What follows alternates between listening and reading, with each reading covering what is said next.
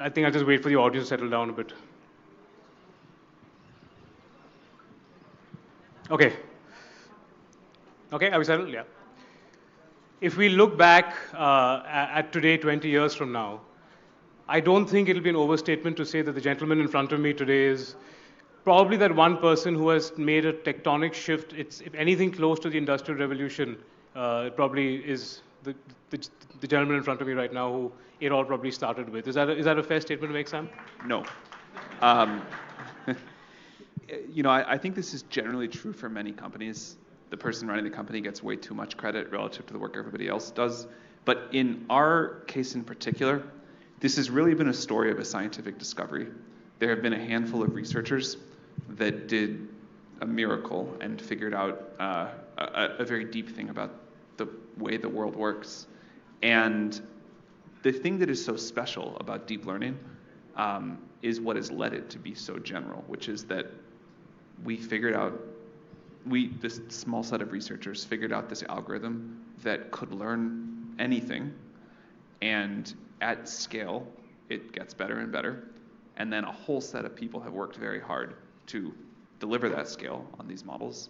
And then the whole world has figured out how to build incredible products and services around that.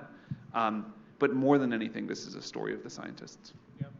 And when the last time you were in India to now, a lot has changed in the world, but what do you think has changed in India with respect to AI? It was just a little over a year ago that I was here. And before talking about what's changed in India, I think it's worth talking about what's changed in AI, because this will ground this. A year ago, AI was just able to do high school math. And this was incredible. AI could do a very good, not an excellent, but a very good job at high school mathematics. And people couldn't believe it. And I was in India, I was speaking at an event like this, and I was talking about it. And it had just happened. People genuinely felt wonder about it. They're like, this can do what an 11th grader can do. This is amazing. Because only a couple years before that, AI couldn't really do any math at all. It couldn't do grade school math. It was struggling with that. By last summer, it was competing at the hardest mathematics competitions we had in the world and doing okay. And last week, there was a new thing called First Proof, where mathematicians put out 10 research problems that were the solutions to which were not known, and took our best mathematicians, the cutting edge of research, new knowledge to figure out because it hadn't yet been shared. And I believe our latest AI got 7 of those problems right. So AI has gone from doing okay at high school math to being able to do new research level mathematics, figure out new knowledge. It's also happening in physics. And this is an amazing change in a year. We've gone from AI that could do what we expected a very smart high school student to do, to pushing the edge of human knowledge. So that's change number one.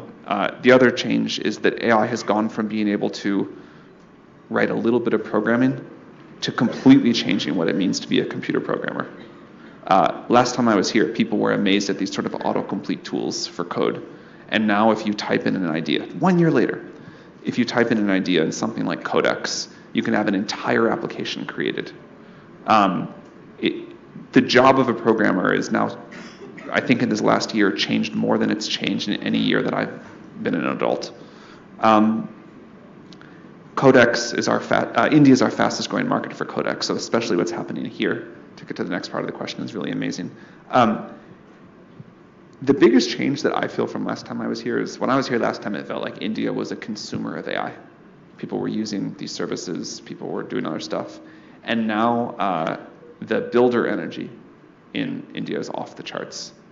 And you, in fact, said something a little controversial last time. Now it's controversial because at that time you said, you had painted a picture of despair that, a $10 million fund would not be enough to, to build an LLM, a meaningful LLM out of India. And now, yesterday you were talking about a full stack coming out of India, and India can actually lead in AI. So yeah, that comment, that got taken out of context. That was a few years ago, but the comment was not that India couldn't do an amazing job with a $10 million company and a $10 million model.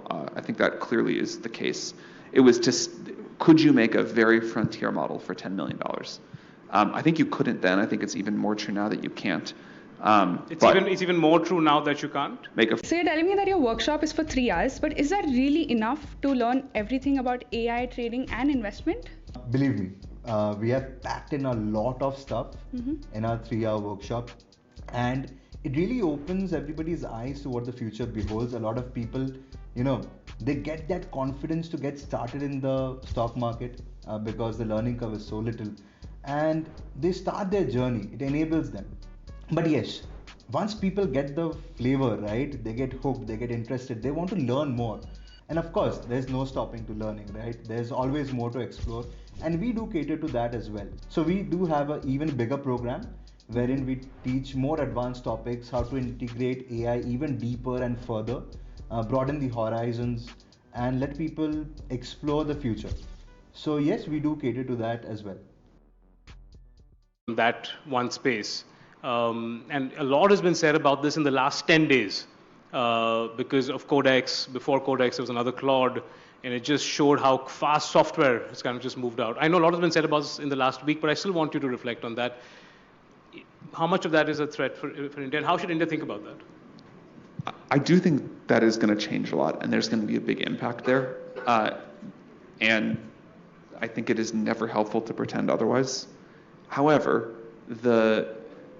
what I expect to happen, as has happened with every other step forward in computer programming, is people will operate at a higher level of abstraction.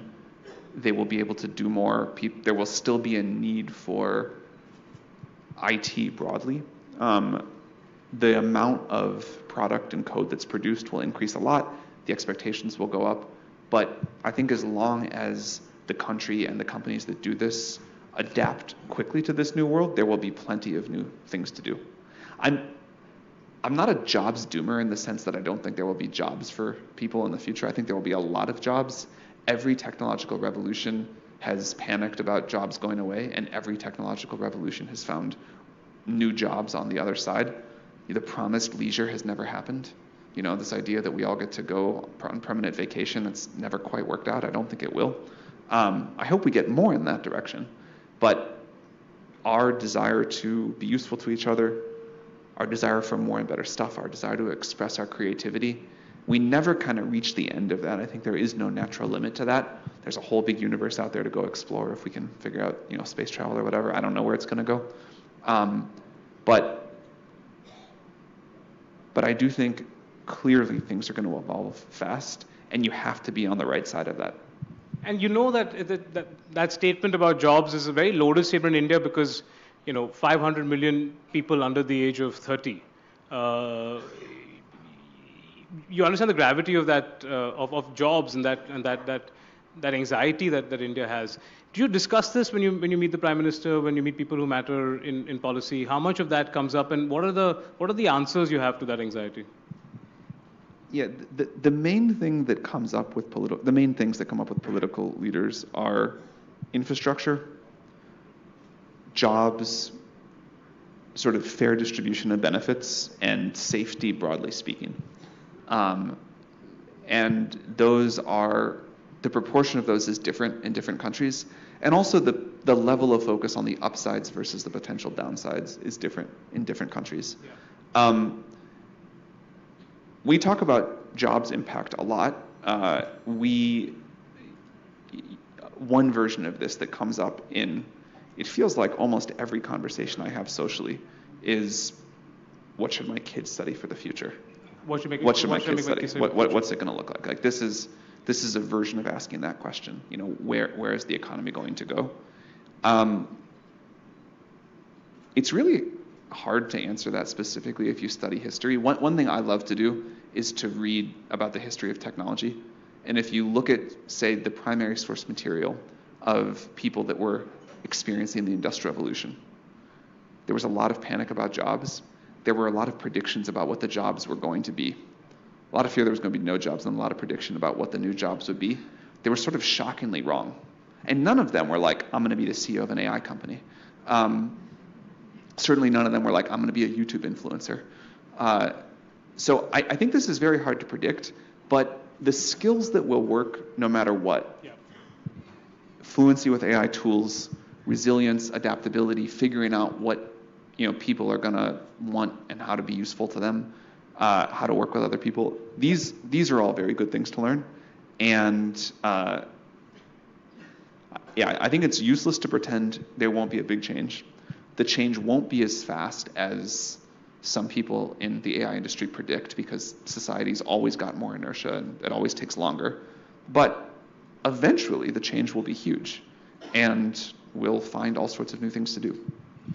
I want to come back to that a little later about where that resistance you think will come from, that inertia of society. Does it come more from the developed economies or from the underdeveloped economies? But before that, a little bit more about India and AI. That 5-layer cake that Jensen spoke about, the whole AI stack, the energy, the data centers, the chips, the models, and the applications, that entire 5-layer cake. Which areas do you think India has the ability and the right to win in? And which areas do you think it's just a very risky bet for India to kind of make? I think India should, whether you subscribe to it's a 5-layer cake or a 7-layer cake, people define it a little bit differently. But I think India should play at all of those levels. I think that there are important advantages to vertical integration, and being able to work across all those levels for an economy of the size and importance of India's is a good thing to do. And I talked with the Prime Minister just before coming here. He is certainly motivated to play at all of those levels, and I think it's important. And if we do play at all those levels, and you're talking about more than 70% of the population already on the internet. I don't know what percentage of that you estimate is doing artificial intelligence, but assuming we want a lot of that to move into the AI domain, and that's a big change. Last time you were here, there was a lot of fear and anxiety about AI. Now we're all about let's embrace it and let's kind of run with it. Does the world have the computing power it needs for India to become an AI-first society? Not yet, but the world is rapidly going to have to work together to solve that problem. A question I love to ask people is, how many GPUs would you like working for you all the time? How many GPUs would you personally like thinking about your problems, helping you with your work, implementing your ideas, writing the software you want, operating the humanoid robots you'll have in your home and garden and everything else, and building new houses for you, whatever? Like, how many do you want? And people give different answers. No one ever says less than 1. Some people say 1,000. I would like 1,000. If you go multiply that out, I say there's 8 billion people in the world. We have no way to deliver 8 trillion GPUs anytime soon. I mean, that just seems ridiculous. Yeah. We're not going to do that, to be clear. We're not going to do that on Earth, at least. But I do think it shows it points to the level of ambition we need to have about how much compute capacity we're going to build out. And this will be the most expensive, complex infrastructure project the world has ever collectively taken on for all of our welfare. So we're going to need a lot of compute capacity. The good news, it will be impossible to build this out the old-fashioned way, but we'll have AI and robots helping us do this, and we'll figure it out. And is that why space keeps coming up nowadays? There's another space race that I keep hearing about. I honestly think the idea with the current landscape of putting data centers in space is ridiculous. It will make sense someday. But if you just do like the very rough math of launch costs relative to the cost of power we can do on Earth, to say nothing of how you're going to fix a broken GPU in space, and they do break a lot still, unfortunately, we are not there yet. There will come a time, space is great for a lot of things. Orbital data centers are not something that's going to matter at scale this decade. But then all this infrastructure build out, Sam, it feels like it kind of forces organizations like yours, to have a very intimate relationship with government. And is that something that's kind of changing with AI? This whole power structure that, now at one point, big tech was a very privatized force with a very complicated relationship with government. Now it seems to be that you need to have a good relationship with government, whether it's Indian companies with Indian government or companies like yours with the US government. Is the government a big enabler? Yeah, I think it's going to be really important, not just for building out infrastructure, but just given the level of impact this is going to have on society. and the need to truly democratize this technology, governments are going to have to be involved, and companies like ours are going to have to partner with governments. And how is that? I mean, have you ever paused and thought about that evolution of that relationship between big tech and government? By the way, can I call you big tech or not really? I don't feel like big tech. Okay. I don't think we're there yet. Okay, all right. But tech companies like yours and government, I mean. I think the tech industry started out as this extremely libertarian, we don't need the government doesn't need us sort of view. Yeah. That has changed a lot, even before AI. Like the last couple of decades, as the companies got bigger and more central to the economy and the way the whole world works, that's changed significantly. But maybe never before has it been this important, just given the scale of the infrastructure that needs to happen. And how do you feel about that? Because one of the things we keep hearing is that this White House is very close to Silicon Valley. Silicon Valley was a very close sponsor of J.D. Vance. That whole relationship is a very intimate one. Is that true? Is that good? Is that bad? I would say close in some ways and not close in others. There are some tight ties, and then also this administration has had some big criticisms of tech. And is that good or bad? I think a close cooperation between tech companies and the government is going to become increasingly important over time. It obviously won't be a perfectly smooth relationship, but the better it can be, I think, the better for all of us. And what about government-to-government relationships? What got announced today was a very interesting partnership of several countries who are thinking about AI in a very advanced way. Is it all these countries versus China? Is that what's kind of playing out? Or are we all kind of in a race and somewhere China is also in that race? I suspect it'll turn out to be way more complex than that. I think it will shift over time. I do sort of think that AI will become one of the most important political issues in the world, one of the highest order bits of geopolitical tension and cooperation. But I don't think it'll be a fixed thing. I think as it develops and this has always happened, that sort of political alliances shift over time. I expect them to shift more in the future, not less, as things move faster. But how do you think about China in all of this? I mean, we keep hearing that China's leap years ahead, and China's got all this energy, and China's got all this renewable energy, and China's got all this robotics and all this technology. Are we hearing the right thing? And why are they leap years ahead? What have they done? I would say very ahead in some areas and not ahead in others. I think this is that sounds like a boring statement. Yeah. That's probably always true in the world. Like in terms of manufacturing physical robots, clearly ahead. A big edge on things like electric motors, magnets, stuff like that. Clearly ahead on energy build-out.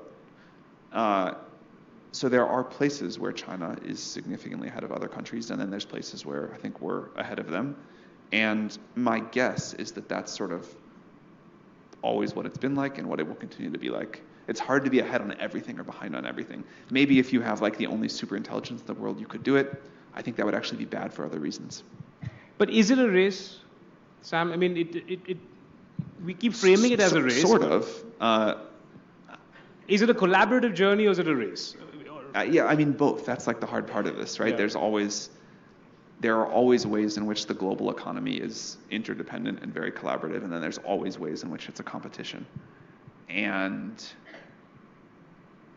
it's so tempting to say it's all one or the other. Reality is always messier than that. But I do think it's important to look at the net differences in power and the impact that could have. And I think it's, really important that democracy leads with AI. And when you say democracy leads with AI, you mean China should not lead with AI? It was a little bit more nuanced of a comment than that, but if you want to reduce it to that. No, because in your speech yesterday, you mentioned authoritarian, a couple of times. So I was just kind of how do we think about China? How do we unpack China as it were? What I meant more is I don't think there should be any single superintelligence in the world. I don't think there should be any one person or any one country or any one company in charge of superintelligence, including the United States. I think that would also be bad. I think the world is at its best when power is widely distributed, when people have a lot of different ideas, and when there's enough of a balance in power that we can all, we countries, individuals, companies, whatever, sort of keep each other in check and all have input. And over time, even though we'll do some dumb things along the way, people kind of get to pick the best ideas and let those rise up. So what I meant by authoritarian here is you don't literally want one AI in charge of the world, no matter who has it. I think that would be bad. Yeah, and do you think if you compare to the big tech era of 7 years ago, AI is going to fragment power more, or is it going to concentrate it more? Because it seems to be that big tech, the old big tech, is equally sort of keeping pace. That is at some point, it's in some sense, I think, one of the most important questions in front of us right now. You can totally imagine a world where AI massively concentrates power, where, say, a single company or country is able to hold on to AI and use that to amass a gigantic amount of power and wealth in the world. You can imagine another extreme where everybody on Earth has a superintelligence with no rules whatsoever, and some pretty terrible things and chaos happen. You can imagine many worlds there in the middle. I personally think something way more towards the democratized version of that is good. We, of course, will need some regulation. We, of course, will need some guardrails. But I think putting this technology in the hands of lots of people is possible, and that will be a decentralization of economic power. The clearest example of this you can see is in the last 6 and especially 3 months, the power that a 1 or 2 or 3 person company can have. This just didn't happen a few years ago. It was impossible. In this new world of things like codecs and general purpose knowledge working agents, we're going to have to get used very quickly to 1-person startups that have enormous amounts of success, or 2-person, 3-person startups. And I think this is great. Yeah. And how competitive is all of this from your seat? I mean, we saw a little awkward moment on stage yesterday. There was several memes about it going around, but you got to give the internet something to laugh at. It is definitely competitive, but I will say that it's also very incestuous. I mean, you guys, because a lot of people were building out stuff or working with you at one point, and everybody knows everybody, and everybody's like, NVIDIA's investing in you, you're buying NVIDIA chips, and then Stop wasting time applying for jobs on LinkedIn or Naukri or other online job portals. You know why? Because HR posts only 20% of the jobs on these sites, and most of them are entry-level jobs. But if you're a mid or senior level professional, you need to tap into the hidden 80% of the job market, because this is where you can find a gold mine of opportunities with higher salaries, great work culture, and growth opportunities. And I'll show you exactly how you can do that in my free Dream Job webinar.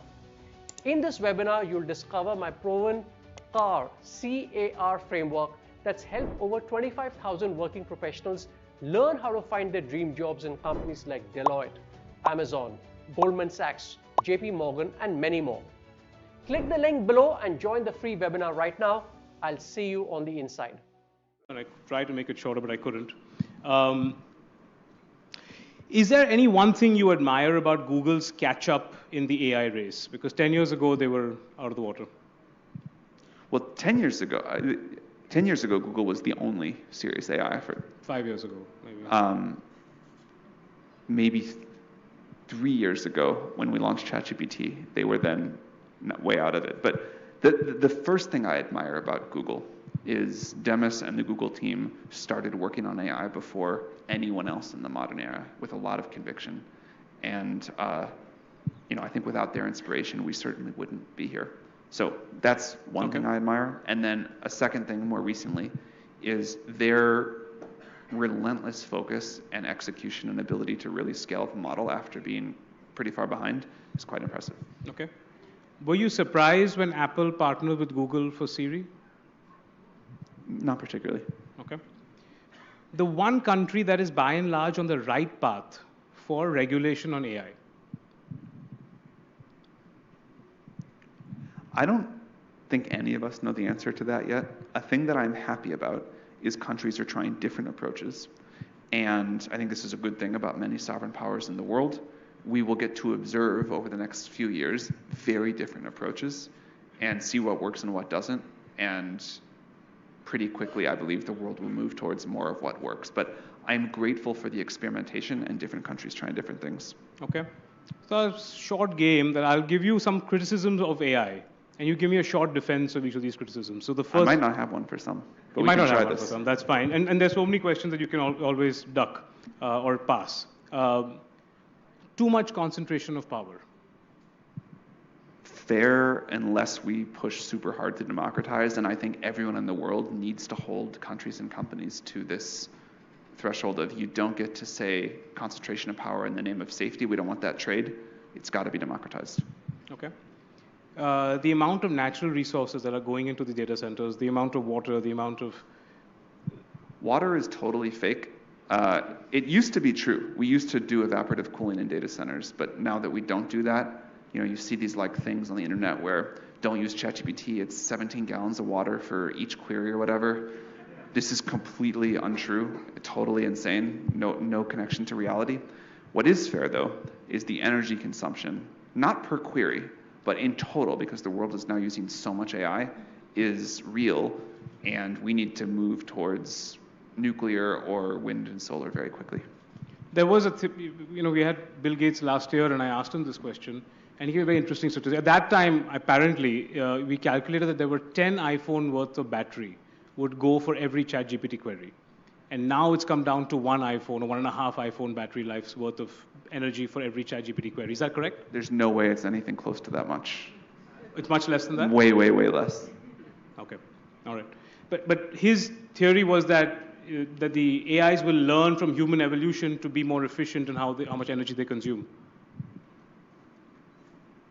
One of the things that is always unfair in this comparison is people talk about how much energy it takes to train an AI model relative to how much it costs a human to do one inference query.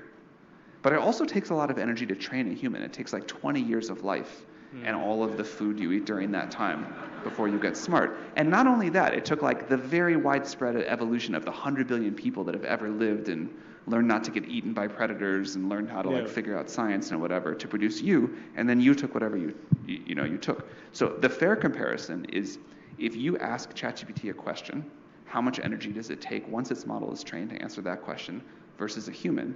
And probably AI has already caught up on an energy efficiency basis measured that way. Wow, okay, fantastic.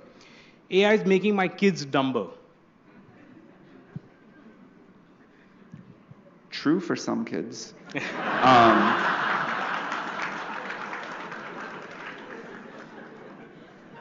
Look, when I hear kids talk about AI, there are definitely some kids who are like, this is great. I cheated my way through all of high school. I never did any homework, thank you. And I'm like, what's your plan for like the rest of your life? And they're like, well, I assume I can like still use ChatGPT to do my job. This is very bad. We absolutely have to still teach our kids to learn and to think and to be creative and to use these tools. That's not what most kids say though. Most kids say, I can't believe what I can accomplish now. Look at this thing that I've just made. I've built these incredible new workflows. Sure, like I may use ChatGPT in the way you use Google when you were in high school to help with your homework, but now that I have this new tool, I'm doing these amazing things. I think we will need to find new ways to teach and evaluate in school to make sure every kid is brought along, but the potential of this technology, the ability to learn more, do more, I have no doubt about that. When I was in school, Google had just come out, and like my middle school teacher was like, this is the worst thing ever. There's no point to teaching anymore. Why do you have to memorize, the date that someone in history was born if you could just look it up on Google? And my answer was, I think it's a complete waste of time to memorize what year someone was born. I will just go look that up on Google if I ever need to know it again, which usually you don't that often. And then I watched over the next few years, teachers come to peace with this, the education system evolve. And like always happens with new tools, the potential goes up and expectations go up. And we'll have to teach people to think harder, create more. And, I'm pretty sure that like a kid born today, when they're 18, graduating high school, will be able to do things that no one today can. And I think that's great. The other criticism is that it's just not democratic enough, as in the people who want to pause AI don't have a voice. And I want to take this, double click on this question, is that where do you see the resistance coming from? Is it coming from the people who have experienced technology at its highest levels, and then they say, we're nervous, we want to pause? Or do you see the resistance coming from those who've never experienced and are nervous to experience, and then they feel the vulnerability? I mean, it kind of comes from, parts of it come from everywhere. Although as more people use the technology, I think there's less of a let's totally pause it. People like it. And there's more of a, what is this going to mean? Can we have more of a voice? Can this go a little more slowly? Okay. The one thing Silicon Valley should learn from Chinese technology. Move fast. Okay. The one thing Silicon Valley can learn from Indian technology. Move faster. The one real and one imagined fear of Chinese dominance in AI. I think the imagined fear is that, the Chinese military is going to send 1 billion humanoid robots marching through the streets and overpower the US Army or something like that. And the real fear is, and I think that's like an example of fighting the last war and thinking it's going to be the same. I think the real fear is a new kind of war between nations that gets fought over the internet, where you influence people and hack into a bunch of critical infrastructure, and that feels totally possible. That's a very scary reality, what we say. Surveillance state, all those kind of things, you don't? Super worried about that. I think increasingly so, people are using fear of AI going wrong to justify a surveillance state. And I don't think the people doing that have fully thought through the downsides of the surveillance state. Yeah. Okay. You urgently need to look something up. Your phone is discharged. You borrow my phone. The letter T on my touchpad doesn't work. So you can only key in Grok, Claude, Gemini, or DeepSeek. I guess if I have to look something up, I pick Gemini. Okay. All right. For other things, I'd pick other models. Okay. The most compelling reason you have moved from a not-for-profit to a capped profit to pretty much any revenue, including ads? The need to democratize AI and the need to stay at the forefront of research, both of those require huge amounts of capital. And do you think you're a research-first company or a product-first company? Research-first company. The coolest thing about AI, I think, is that the great majority of making a good product is doing good research. We make a great model, the product is pretty good. The early version of ChatGPT was almost no product at all. It was like a text box that fed into a model and then put the output on the screen. So research to continue to push what a model is capable of is what enables everything else. Okay. The one criticism about you that bothers you when you hear it? I've heard basically like every possible criticism, and at some point, none of them bother you because you're just like, this has gotten so insane, so detached from truth. I guess the one that makes me the most sad is that like he's just doing it for the power. He doesn't really care about sort of trying to do something that's going to be helpful to the world. What were you thinking when you decided not to take any equity in OpenAI? What was going in your mind at that time? That was truly one of the dumbest things. As I say, this is someone who's made a lot of dumb decisions. The conspiracy theories that brought about, like the one I just mentioned, it was totally not worth it. We were like a nonprofit.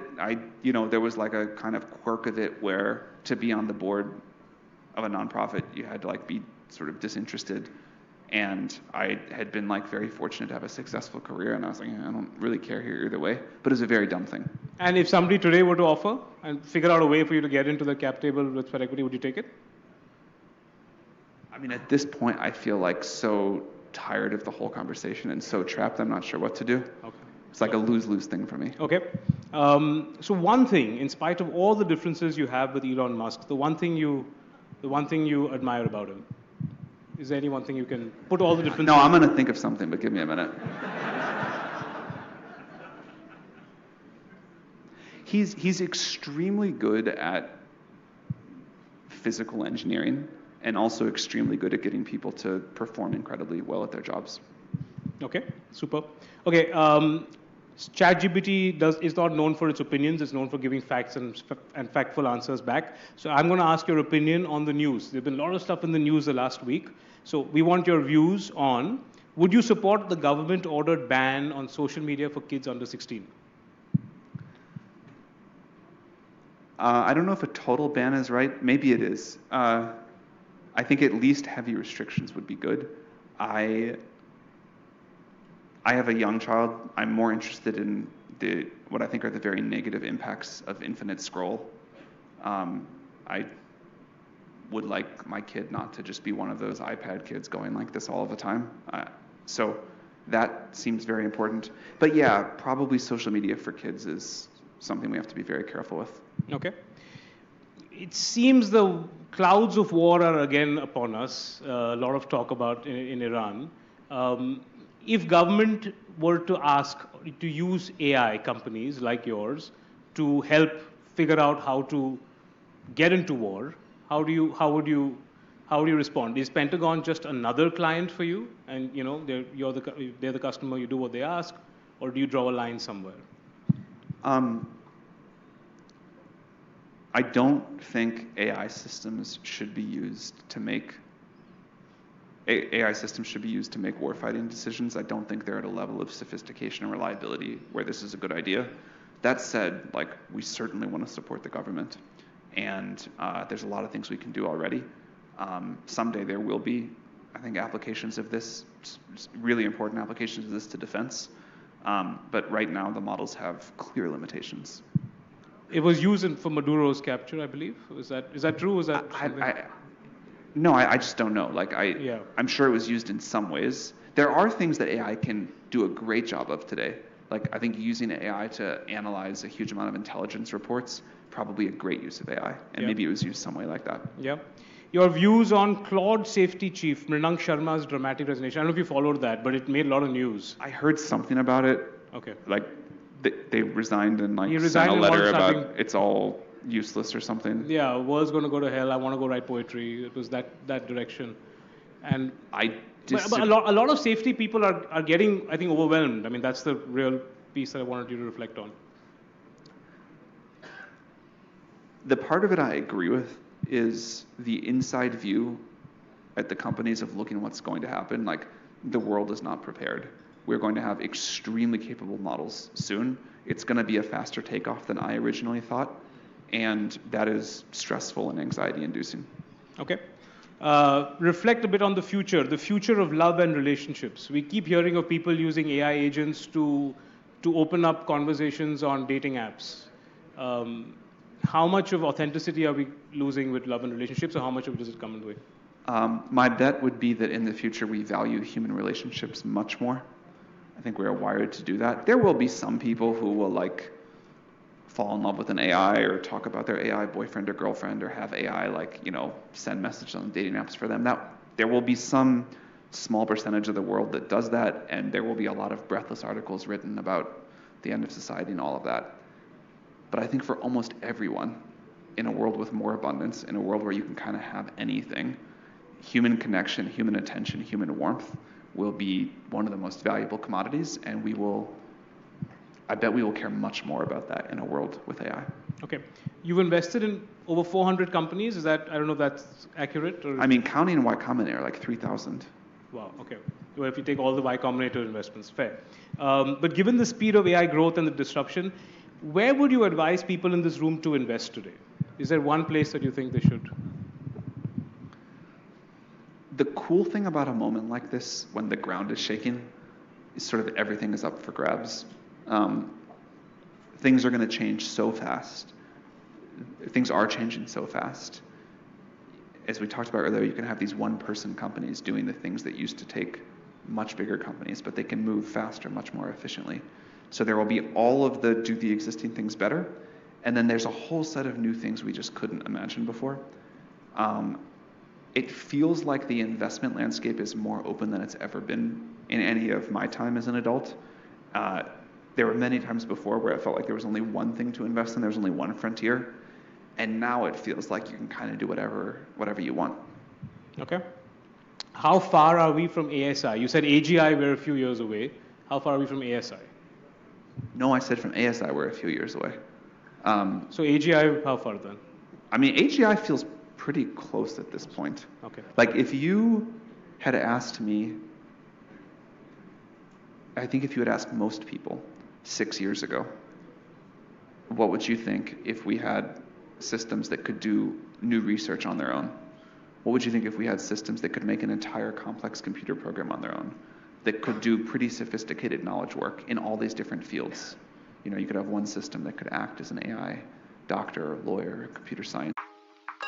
Are you looking to transition your career into data science and find a place in companies like Meta, Google, or even Amazon? If your answer is yes, then learning Python is a must. Fundamental clarity of Python concepts is the gateway to becoming a successful data scientist at any of these top product companies. What if I tell you in just 3 hours, you can learn the most essential skills for any aspiring data scientist, and that too for free? Yes, you heard it right. Scalar is organizing this free data science bootcamp to help you learn Python from scratch. You will also get to explore the must-know libraries used in Python and exploratory data analysis using Python. Click here to register and don't forget to attend. Is for companionship, for for that categorization of to the extent of therapy, and it's. Yeah, I think like for sort of things like therapy or life advice, it can be pretty good. I think for like life philosophy, I'm still not going to take it. Okay, no, wonderful. Okay, wonderful. So which is less likely to happen? That the TSMC loses its monopoly over world chip manufacturing, or Musk and you become friends again? Which one is less likely or more likely? I think Musk and I becoming friends again is less likely. I feel like I have more control over that one. But both very unlikely things. What is it about TSMC that the semiconductor Taiwan Semiconductor Corporation? What is it about it that makes it so? I mean, the whole world is kind of just. They have just this relentless focus on getting better at what they do. It's this incredibly complex process, and they are just a machine at how they optimize and get better and learn at every level. Okay. The most recent update you can share with us about your partnership with Jony Ive. You're talking about these new cool devices. It's going to change the form factor of a cell phone, how you interact with machines. Is there anything you can share with us about that?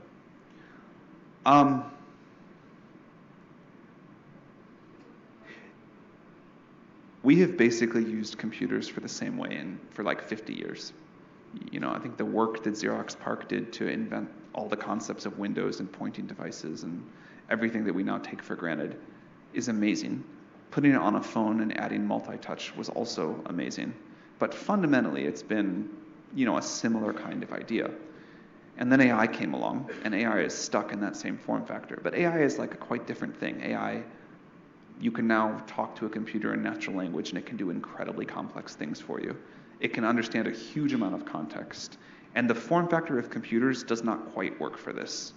I want to use a piece of technology that is observing my whole life and that has all the context and is maximally useful to me, and that is in my way the least, and that can not just be on or off, but these sort of subtle states in between. And we may fail at this. This is very hard, but I think we have a chance to make a new kind of products, a new family of products that were really designed around AI, that are kind of participating in your life and not in the way of it. So that's the theory, but what is the product? I mean, you'll have to wait and see. Do we get, when can we see this? Because it's sounding very revolutionary, so. I mean, we hope to be able to talk about it late this year, but okay, sure. Hardware is hard. Okay. The one thing that governments should regulate and one thing they should avoid regulating.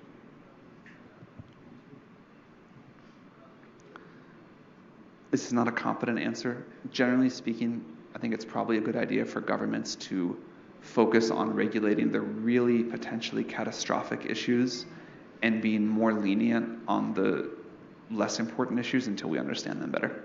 Okay. Is there any one introspection or learning from your professional disagreements with any of the co-founders you've had?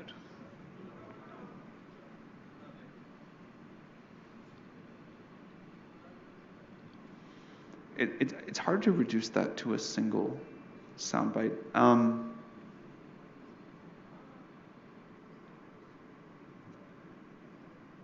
One thing that Greg and I have disagreed on a lot over the years is how much the company should focus versus do a lot of things. And I think I've been wrong about trying to do so many things, and I've really learned from him the importance of extremely narrow, deep focus. Okay, interesting. One mistake, the biggest mistake you have seen corporates making in adopting AI?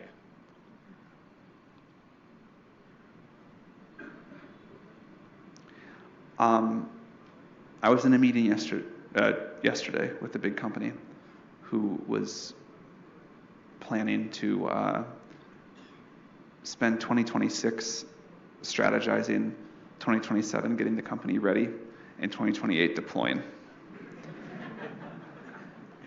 And that may work for other kinds of technology. Apparently, if you do like a giant ERP migration, that's the kind of timeline it takes. Doing that for AI will be a catastrophic mistake. The nimbleness required, the speed, the commitment required is just totally different. Okay. Okay, get to the last piece here. Following heads of state want your opinion on one thing they need to do for their people's future in this new AI context. Xi Jinping, Narendra Modi, Putin, Trump. What's the one thing you tell each of them that they should do? I would say the same thing to everyone, which is you've got to democratize this technology and put it in the hands of people. They're not all going to listen to that, obviously. It's a fair answer, of course, but it's a safe answer. But is it a different thing that, you know, like a young country should do to an old country from a head of state perspective? I mean,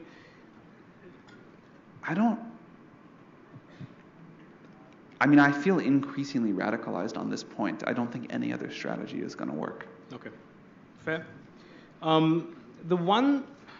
If I can ask you to describe your relationship with Satya Nadella, because he calls OpenAI a frenemy.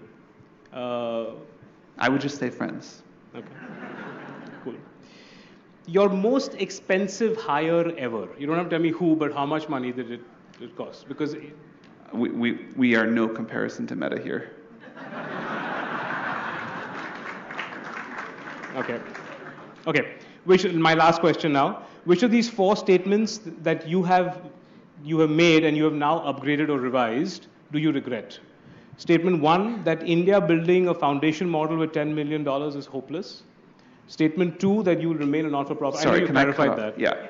I said anyone building. The point was anyone building a foundation model for $10 million. Okay, so that was statement 1. Statement 2, you will remain a not-for-profit. Statement 3, too much AI regulation can stifle innovation. And statement 4, OpenAI won't accept advertising. I don't think I ever said we won't accept advertising.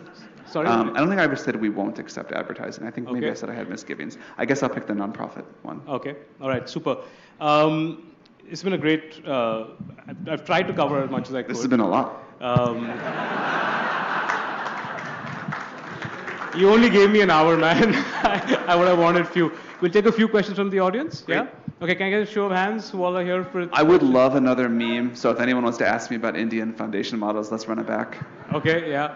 Can we get Rajesh, please, first? Rajesh is the founder of Make My Trip. He makes money when we are holidaying. All right.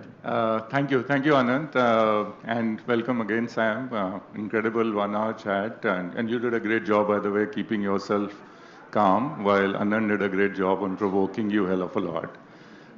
So that's good job. Yeah, by the way, partners, I met Brad earlier today. I just have one question. It got triggered from your comment, actually, that you are a research-first company, right?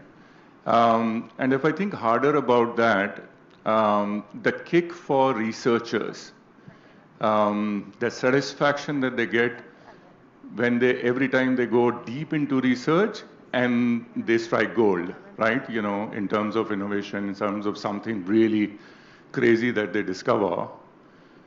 Do you think, given the power of AI, that equal amount of focus needs to be on responsible AI as well? Yes, I do think that, and I think one of the things I'm most proud of with our research team is how much they feel that. As we get closer and closer to superintelligence, they of course feel it more and more, but it's been a core part of our DNA from the very beginning, and I think the researchers that succeed the most with us have that process going on in their brains. I think we don't have time. The last question is that I'm getting some hand signals. Yeah? Okay, last question. Let's do a few more. We'll go. I'll answer fast. The race for talent, where do you think it's heading?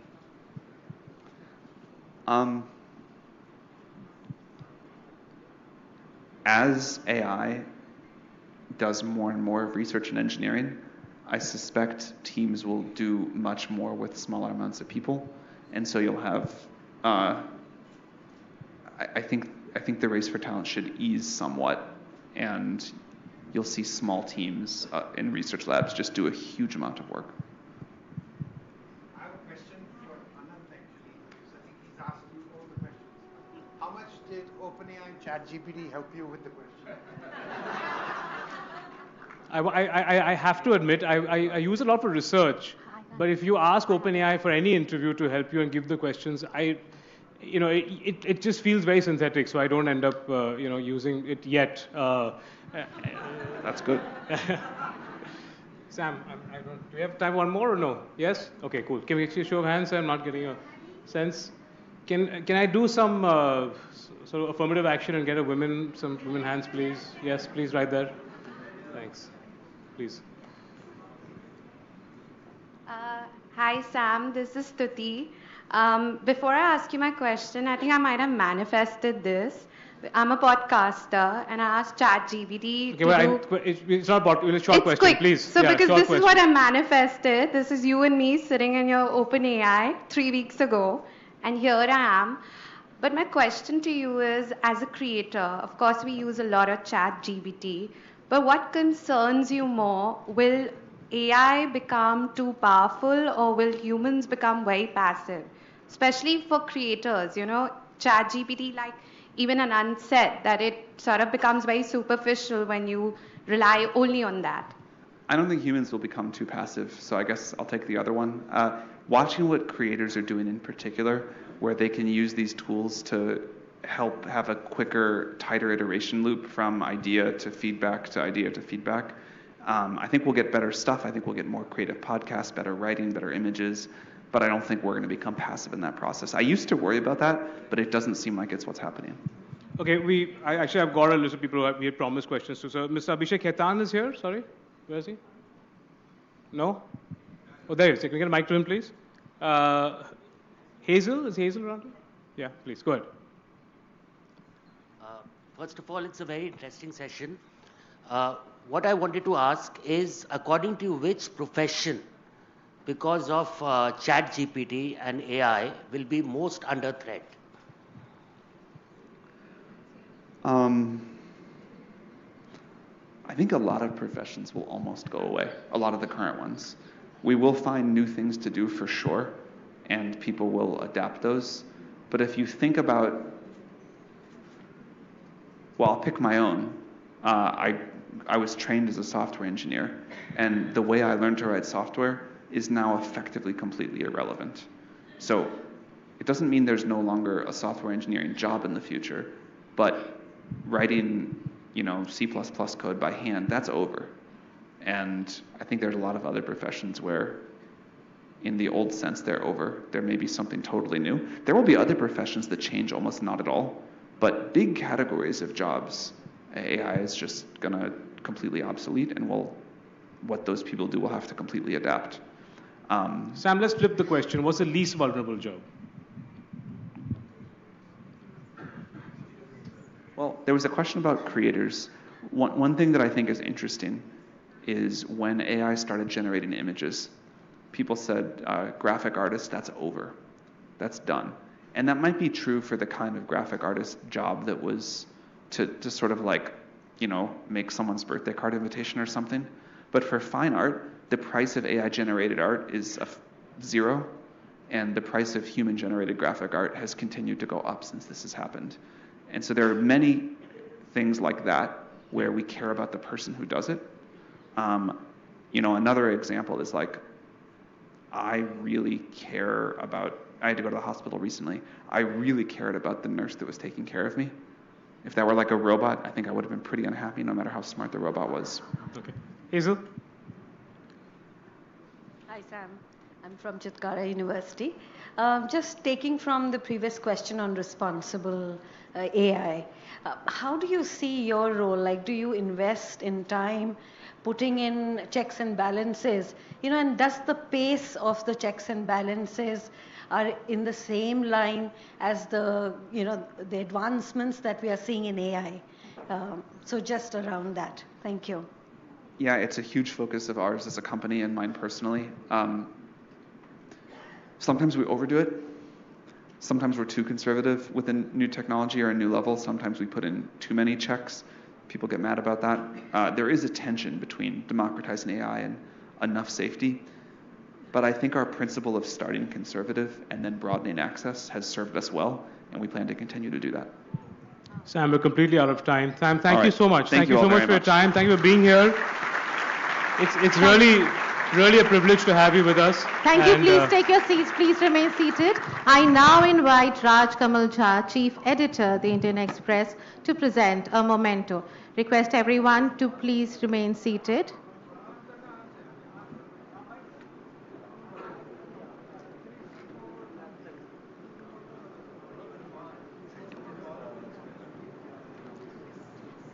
This illustration is by Indian Express cartoonist E.P. Unni, and he wanted you to know that it is not AI generated.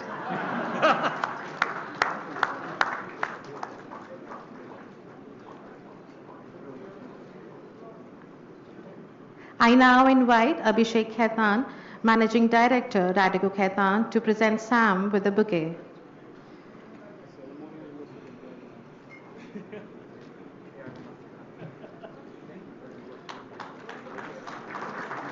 Thank you. I request our other partners to also join on stage for a group photograph.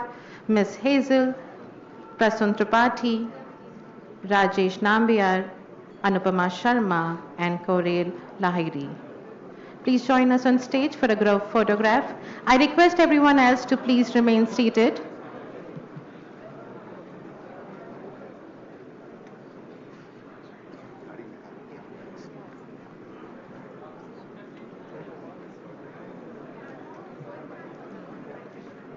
Please remain seated till Sam moves out.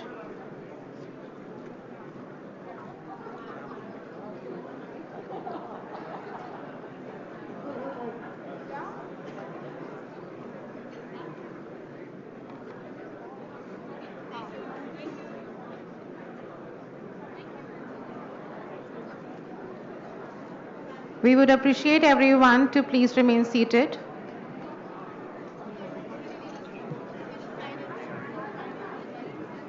Please remain seated.